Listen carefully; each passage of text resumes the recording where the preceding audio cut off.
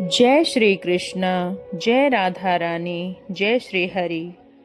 मार्गशीर्ष मास ऐसा समय है जिसके महिमा के रूप में घोषित किया यह महीना भक्ति और साधना का मास है।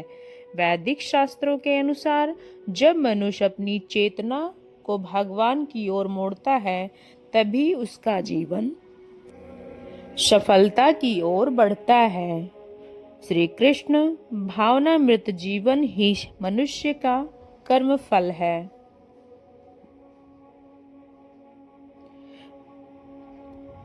इसलिए इस सर्वोच्च गति को प्राप्त करने के लिए हम श्रवण कर रहे हैं मार्ग मास का महात्मन दर्शन कराती हुई भगवान श्री कृष्ण की दिव्य लीलाओं का, भगवान श्री हरि के गुण गाती हुई इस सुंदर पौराणिक कथाओं को। तो आइए चलते हैं मार्गशीर्ष कथा आरंभ करते हैं। मार्गशीर्ष माह कथा की श्रृंखला में पिछली कड़ी में हमने सुना था नारद जी ने के पूछने पर ऋषि नारायण ने समस्त वृतांत को कहा सुनाया था, जिससे धेनुकासुर और दुर्वासा को श्राप मिला था। और उसकी कथा को आगे को बढ़ते हुए हम कथा की शुरुआत करते हैं। आज हम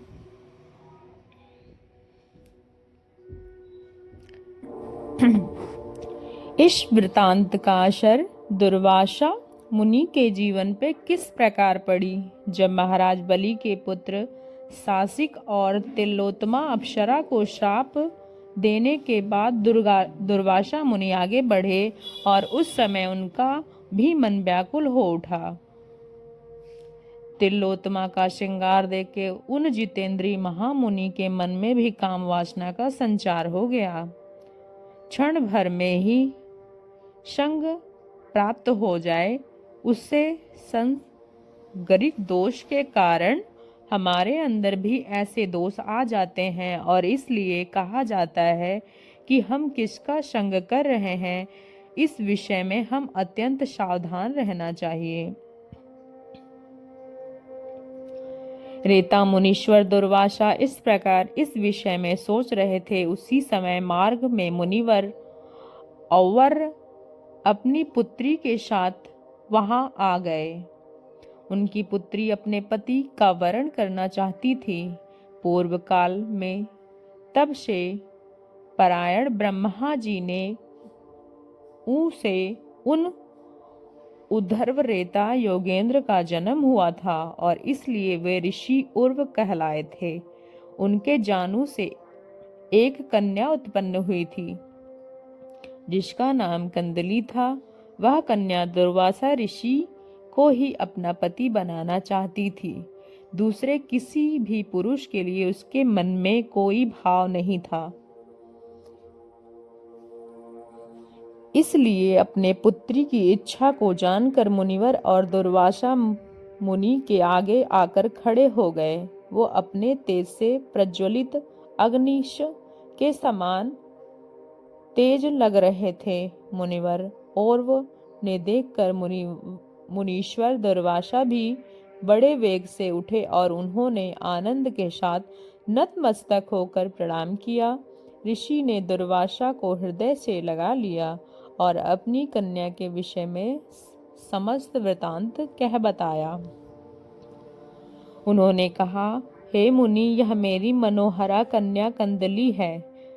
अब वह वयस्क हो रही है। उसके कई संदेह वाहकों के मुख से अपनी प्रशंसा सुनी है और वह केवल आपको ही पति के रूप में पाना चाहती है और अपने सौंदर्य से तीनों लोगों का मन मोह लेने से समर्थ है। वैसे तो इसके अंदर बहुत सारे गुण हैं, लेकिन इसमें एक दोष भी है और वह दोष है कि कंदली अत्यंत कलहकारिणी है। वह क्रोध पूर्वक कटु भाषण बोलती है। उनके गुणों से युक्त वस्तु को भी केवल यही दोष है के कारण वह छोड़ देती है। ऋषि और के वचन सुनकर दुर्वासा मुनि को प्रसन्नता हुई और शोक भी। उसके गुणों से उन्हें हर्ष हुआ और दोष से दुख यह देखकर दुर्वासा ऋषि ने कहा, ऋषिवर, नारी का रूप त्रिभुवन से मुक्ति मार्ग का निरोधक होता है। वह तपस्या में विघ्न डालने वाला और सदा मोह के कारण बताया गया है। संसार रूपी का कारागार में बड़ी भारी बेड़ी है जिसका भार वाहन करना अत्यंत दुष्कर है। भगवान शिव आदि महापुरुष भी ज्ञानमय खड़ग से उस बेड़ी को नहीं काट सकते। नारी सदा साथ देने वाली छाया से भी अत्यधिक शाहगामनी होती है। वह कर्म भोग इंद्र का आधार होती है। इस प्रकार से छाया शरीर के रहने तक ही साथ देती है। भोग भी तभी तक साथ रहते हैं जब तक वह उसकी समाप्ति न हो जाए। देह और इंद्रियां भी जीवन प्रयत्न साथ देती हैं। विद्या जब तक उसका अनुशीलन होता है तब तक साथ देता है, और यही दशा बुद्धि की भी है। लेकिन सुंदर स्त्री प्रत्येक जन्म जन्म के मनुष्य को बंधन में डाले रहती है। सुंदर स्त्री वाला पुरुष जब तक जीता है तब तक वह जन्म मरण की रूपी बंधन का निवारण नहीं कर सकता। तब मनुष्य जीवित रहता है। उसी भोग सुखदायक लगते हैं, और लेकिन वह मुनीन्द्र सबसे अधिक सुखदायी और श्री हरि के चरण कमलों की सेवा। मैं यहाँ श्री कृष्ण के चरण विंदों का चिंतन में लगा हुआ था, लेकिन मेरे इस शुभ अनुष्ठान में भारी विघ्न उत्पन्न हो गया। न जाने पूर्व जन्म का कर्म दोष के कारण यह विघ्न आया है, लेकिन मुनि अपनी कन्या 100 कटु वचनों को अवश्य क्षमा करूंगा। उससे अधिक होने पर इसे फल उसे दूंगा। स्त्री के कटु वचनों को सुनते रहना यह पुरुष के लिए सबसे बड़ी निंदा की बात है। जिसे स्त्री ने जीत लिया हो वह तीनों लोगों को सत्पुरुषों में अत्यंत निंदनीय है। आपकी आज्ञा का मान रखते हुए इस समय आपकी पुत्री को ग्रहण कर लूंगा। ऐसा कहकर दुर्वासा मुनि चुप हो गए, और वह मुनि भी वेदोक्त विधि में अपनी पुत्री का विवाह कराया। और दुर्वासा मुनि ने स्वास्तिक कहकर कन्या को पाणी ग्रहण किया, और वह मुनि ने उन्हें दहेज दिया। अपनी कन्या सौंपकर मोहवश रोने लगे। संतान के वियोग से होने वाला शोक आत्मा राम मुनियों को भी है, वहां छोड़ता है। ऋषि और ने कहा, पुत्री ध्यान से सुनो, तुम्हें नीति में एक परम दुर्लभ और सार तत्व बता रहा हूं। नारी के लिए अपना पति ही लोक और परलोक में सबसे बड़ा बंधु होता है। कुल वधुओं के लिए पति से बढ़कर दूसरा कोई प्रियतम नहीं। पति ही उनका महान गुरु है। देव पूजा, व्रत, दान, तप, उपवास, जप, संपूर्ण तीर्थों का स्थान, पृथ्वी की परिक्रमा, यज्ञों की दीक्षा, अतिरिक्त सेवाओं से भी सबसे सेवा की 16वीं कला का समान भी नहीं है। समस्त शास्त्रों में पति का सेवा ही परम धर्म है। इस प्रकार समझा बुझाकर उनके चरण कमलों में प्रतिदिन सेवा करना, क्रोध परिहास सबको त्याग देना, और उनके सामने परोक्ष कभी भी कटु वचन मत बोलना। भारतवर्ष की भूमि पर जो स्त्रियां इस प्रकार समझाकर अपनी कन्या को समझा बुझाकर मुनि वहां से चले गए, और आत्मा राम मुनि दुर्वासा उस स्त्री के साथ प्रसन्नता पूर्वक अपने आश्रम में रहने लगे। चतुर पुरुष का चतुरा स्त्री के साथ समागम हुआ। मुनीश्वर दुर्वासा तपस्या छोड़कर घर गृहस्थी में लीन हो गए। कंदली स्वामी के साथ ही प्रतिदिन कला करती दुर्वासा ऋषि की नीति युक्त वचन कहकर उसको समझाते रहते, लेकिन वह अपनी बात को नहीं समझती थी। वह सदा कला में ही रुचि रखती थी। पिता के दिए हुए ज्ञान से भी वह शांत नहीं न हुई, न उसके अपनी आदत छोड़ी। वास्तव में अपनी स्वभाव को लांघना बहुत कठिन होता है, और बिना कारण ही पति के प्रतिदिन जली कटी वह सुनाती रहती, जिससे डर से सारा जगत कांपता था। ऐसे दुर्वासा मुनि उस कंदली को कोप से थर थर कांपते थे, और उसके द्वारा कही गई कटु वचन उक्तियों में चुपचाप सह लेते थे।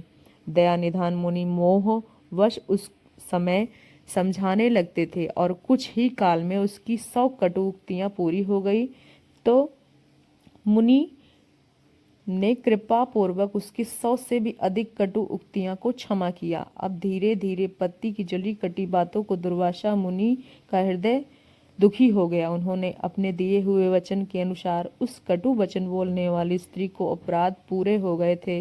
दुर्वासा मुनि हालांकि आत्माराम और दयालु थे, फिर भी उन्हें क्रोध नहीं छोड़ सकते थे। उन्होंने मोहवश अपनी पत्नी को श्राप दिया, हरि तू राख की ढेर बन जा, और मुनि के संकेत मात्र से वह जलकर भस्म हो गई। जो ऐसी उच्च श्रृंखला स्त्री हैं, उनका तीनों लोकों में कल्याण नहीं होता। उनके संकेत मात्र से वह जलकर भस्म हो गई।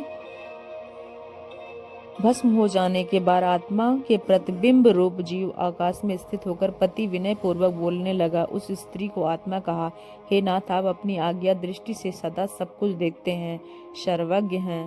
संताप, लोभ, मां, काम, क्षुधा, पिपसा सब आप सह लिए। दोनों के बीच तत्काल शत्रुता पैदा हो गई। हे प्रभु, जो बीत गया सो बीत गया, सब काम दोष उत्पन्न हुआ। आप हमारे अपराध को क्षमा करके हमें जीवन का मार्ग बताइए। तीनों लोकों में आपके सिवा किसी का भार्या नहीं होगी। इस प्रकार कहकर कंदली का जीवात्मा शांत हो गया और उधर शोक से अचेत होकर दुर्वासा मुनि मूर्छित हो गए। वे आत्माराम और महाज्ञानी होकर भी अपनी चेतना को खो बैठे। 4 पुरुषों के लिए नारी का वियोग सभी शोकों से बढ़कर होता है। इस प्रकार वही योग वासुन धारण आरंभ कर दिए। इस ब्राह्मण बालक आ पहुंचा। उसके साथ में दंड और चक्र था। उसके लाल वस्त्र धारण किया था, लाल कपाट, चंदन लगा था। वह श्याम के समान तेज था। उसी अवस्था में छोटी थी। वह शांत ज्ञानवत वेदाओं से देखकर दुर्वासा मुनि उसे प्रणाम किया और वहीं पे बिठाया। मुनि को आशीर्वाद देकर उसने वार्ता आरंभ की। दुर्वासा मुनि के कुछ विशेष बातों कही, और बातों में कौन था आखिर वह बटुम्ब ब्राह्मण, जानेंगे हमारी मार्गशीर्ष की कथा की अगली श्रृंखला में। इसी के साथ हम आप सबसे क्षमा याचना लेते हैं कि हमारे द्वारा कथा में त्रुटि हो जाने पर आप हमें कृपा पूर्वक क्षमा करें, और अगली श्रृंखला में जानने के लिए पीताम्बर शुभ साज के साथ आप सबके बीच समस्त उपस्थित होंगे। तब तक के लिए जय श्री राधे। चैनल को जरूर सब्सक्राइब करें।